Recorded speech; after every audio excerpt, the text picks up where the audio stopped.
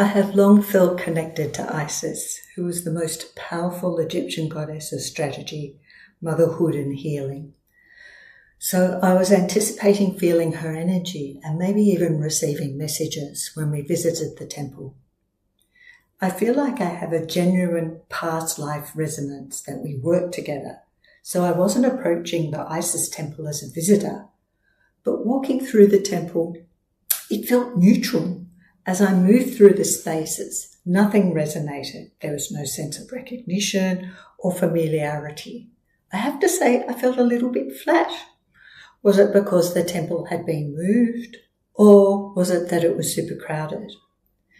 But when I stepped outside the temple and sat by the Nile, I was moved out of the system and back into flow, and that's when I felt her. Isis is strongly associated with the Nile, the cycles, the movement, the restoration. Inside the temple, she's codified. I think it was a place that once had rules for me. Outside by the water, she's alive, she's flow. When I stopped trying to feel something and simply sat by the Nile in my own presence, she was really clear. The temple held its structure, and I found mine outside of the structures and fully in my centre.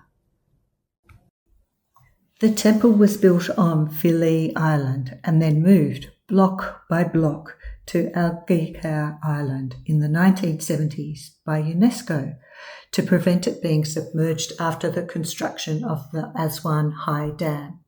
So what stands here now is materially authentic, but contextually altered. The temple holds a complete system together under these changing conditions, and Isis consolidates roles that are often separate. She's a mother, but also politically strategic. She's associated with love, but also death and the transition and redeeming factors of transition.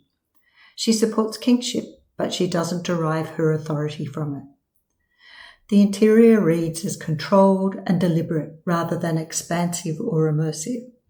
The inscriptions and layout reflect repetition and precision, but not emotional engagement.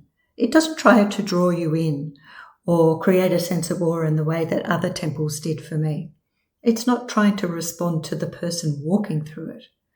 I could definitely feel the frequency of authority and energetic power and composure.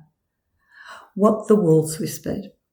Not every place will meet you on entry, even if you have a history with it.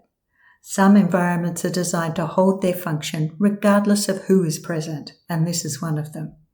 So the connection was not in the architecture, it was in the relationship between the site, the goddess, and the Nile, and my own ability to be in my flow rather than search for a response. You don't access depth by going further into structure. You access it by going into your own centre.